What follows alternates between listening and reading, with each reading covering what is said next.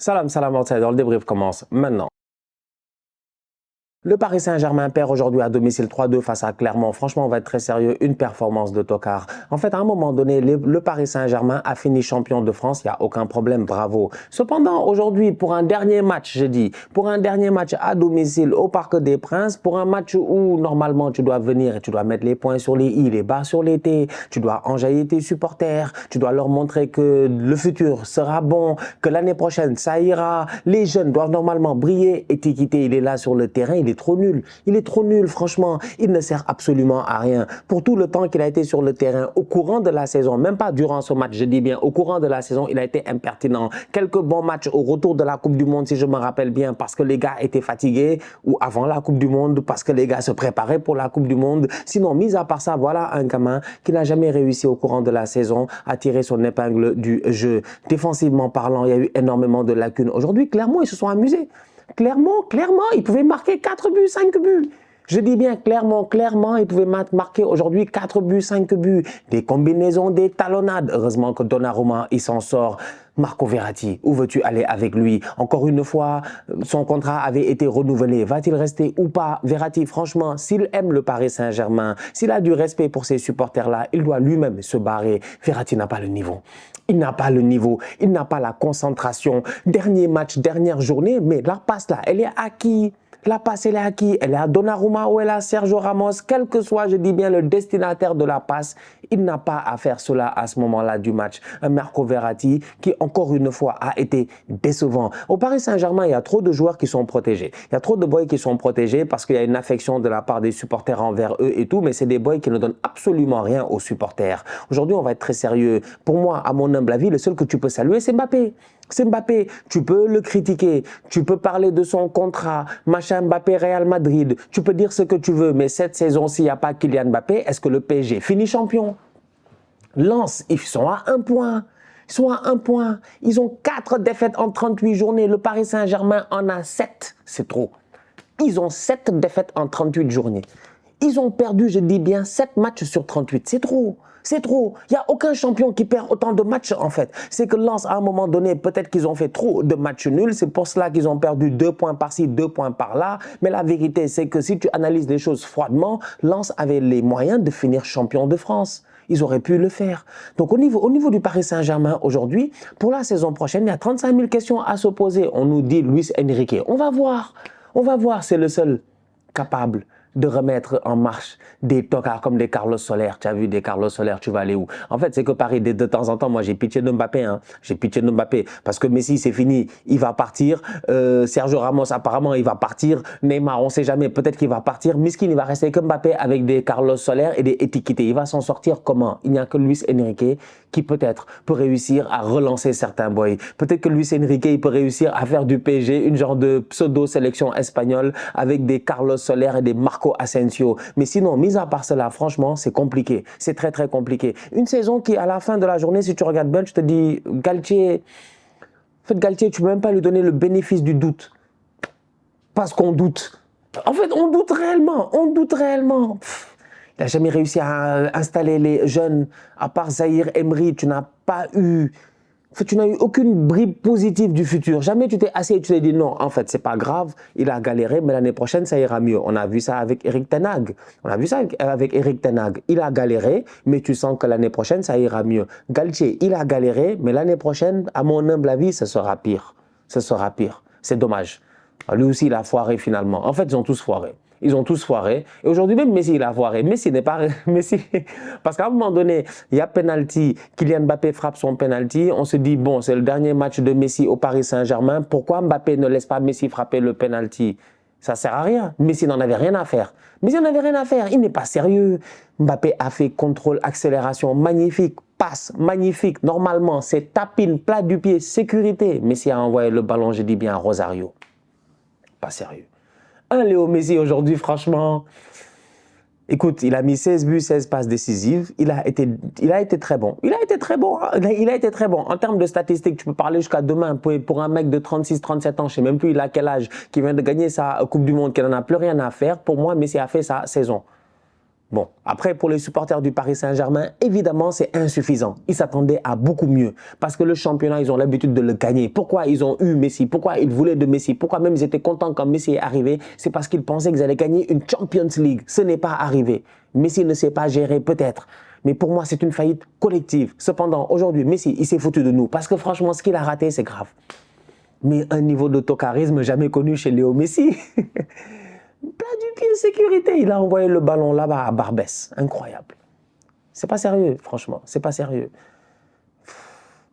Match compliqué pour le Paris Saint-Germain. Sincèrement, un match, tu le regardes à la fin de la journée, tu te dis, bon, la saison, elle est terminée. C'est le moment du bilan. Il y a des jeunes qui doivent rester. On est d'accord. Danilo Pereira a été excellent au courant de la saison. Sergio Ramos, je ne sais pas s'il va rester ou pas. Apparemment, il ne va pas rester. Mais pourtant, cette deuxième partie de saison, il a été plutôt bon. Marquinhos, Verratti, c'est des gars, leurs contrats ont été renouvelés. Mais pour moi, ils sont même estampillés de l'échec du Paris Saint-Germain durant toutes ces années, en fait. Ils font partie de l'échec du Paris Saint-Germain. Il faut qu'ils se barrent. Il faut changer les choses. Il faut changer les choses aussi pour que les jeunes ils soient motivés. Parce que les boys là aussi, ils ont besoin d'élever leur niveau. Quand tu vois les jeunes à travers l'Europe, tu te dis, il y a des boys au Paris Saint-Germain, on dit ils sont jeunes, mais en réalité, ils ne sont pas si jeunes que ça. Ils doivent aller beaucoup plus vite en fait dans leur évolution. Mais peuvent-ils aller vite s'il n'y a pas un cadre pour qu'ils évoluent? Si constamment où tu es un gamin, tu veux évoluer, on te met une star dans tes pieds.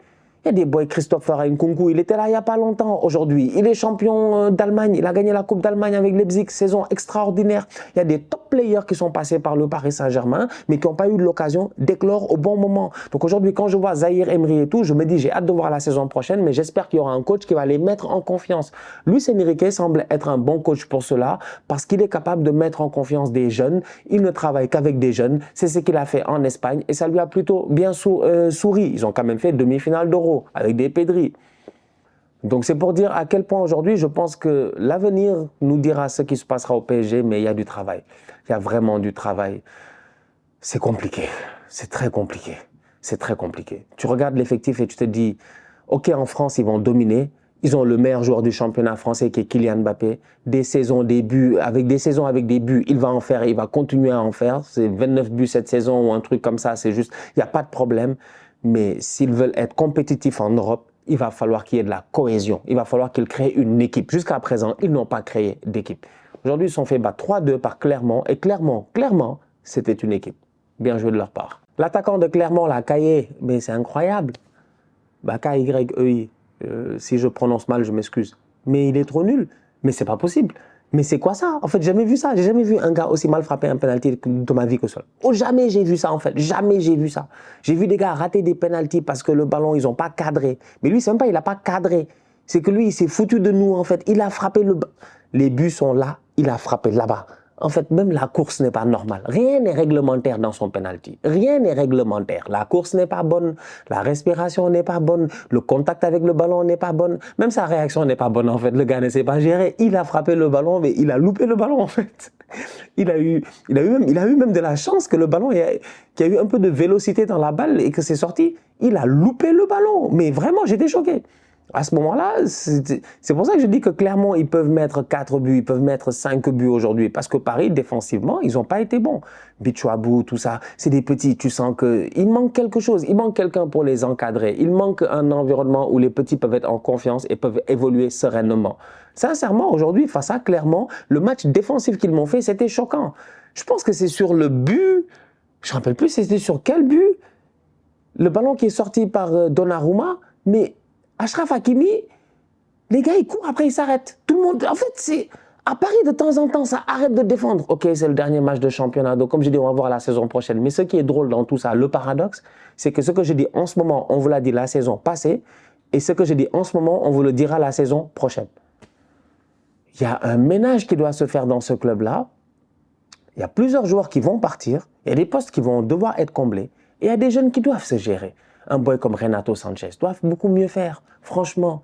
C'est des gars, ils sont là. Fabien Ruiz, c'est des gars, ils vont être là. Donc en fait, tu t'attends à ce que le prochain coach soit capable de les remettre sur rail, que ces boys-là soient performants. Parce que la vérité, elle est là, c'est que c'est des boys qui, individuellement, pris individuellement chacun, ils ont réussi à performer quand même.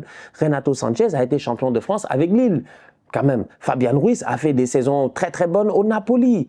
Bon, Carlos Soler, il a son palmarès, c'est un doublé ou un triplé de penalty face au Real Madrid. On était là, ce match-là, je me rappelle très bien, je l'ai débriefé. Mais sinon, mis à part ça, quand même, c'est des boys qui ont performé. Donc, chacun a performé individuellement. Mais dès que tu les prends eux tous et que tu les ramènes ensemble, ça ne marche pas. C'est qu'il y a un problème de structure. C'est aussi simple que ça. Il y a un problème de structure. Donc, j'ai hâte de voir l'année prochaine ce que ça va donner, quel genre de travail ils vont faire, quelle évolution il y aura au Paris Saint-Germain.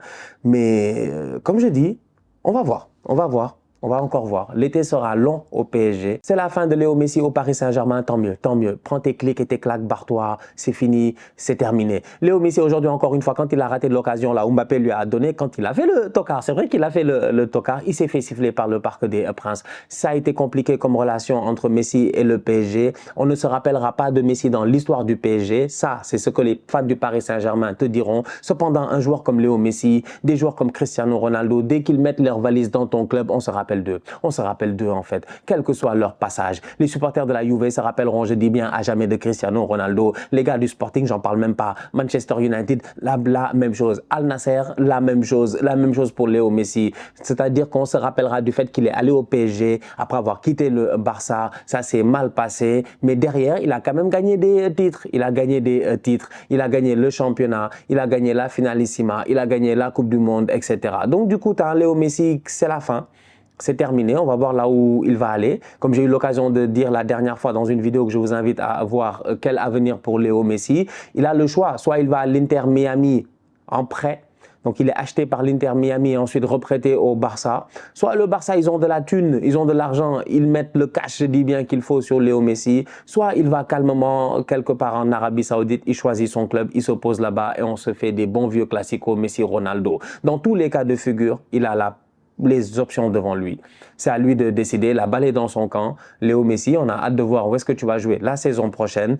Mais c'est un peu dommage que ça se finisse de la sorte avec le Paris Saint-Germain. Mais à la fin de la journée, moi je comprends les fans du PSG, ils sont déçus. Ils sont déçus parce qu'ils ont été trahis par leur direction. Leur direction leur a fait miroiter quelque chose, leur a fait croire quelque chose. Et à la fin, ils n'ont pas eu le rendement qu'il fallait. Ils n'ont pas eu le Messi qu'ils voulaient avoir.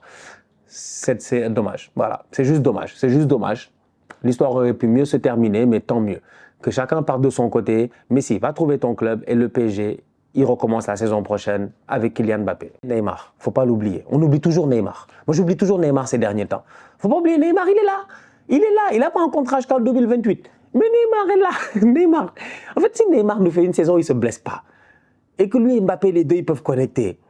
Et que tu as, je dis bien, des jeunes qui sont bien encadrés. Ça peut marcher, en fait, on ne sait jamais. Écoutez, on va continuer à y croire. On va continuer à y croire. Shout out à Mounir. Et ouais, il va se reconnaître, franchement, grand fan du PSG, toujours là pour commenter sur tout, je dis bien, ce qui concerne le Paris Saint-Germain, que ce soit sur Twitter ou sur YouTube. Toute la saison, il a été là, tu vois. C'est des boys qui, vraiment, ils aiment leur club, quoi. Tu sens que les boys, là, ils aiment leur club. Écoutez, les gars, on va voir si Neymar, il se gère et que Mbappé, il se gère et que Luis Enrique, il est là et qu'il réussit, je dis bien, à inculquer, à mettre, je dis bien, cette ambiance-là, roja.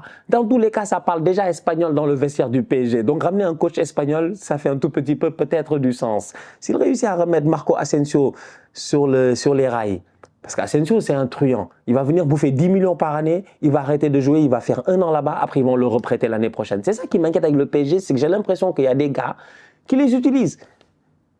Asensio, il vient, il s'assoit l'année prochaine, il fait une saison de tocard, il a un contrat de 4 ans à 10-15 millions par année, tu es obligé de le prêter, tu as encore pris avec un autre Jessé, je ne sais pas. C'est toujours les mêmes choses en fait. En tout cas, à suivre. La famille, on se capte très bientôt pour un nouveau débrief. D'ici là, on continue à liker, on continue à partager, on s'abonne, on s'abonne, on s'abonne. On est ensemble, on reste en santé, c'est le plus important. Tous outsiders.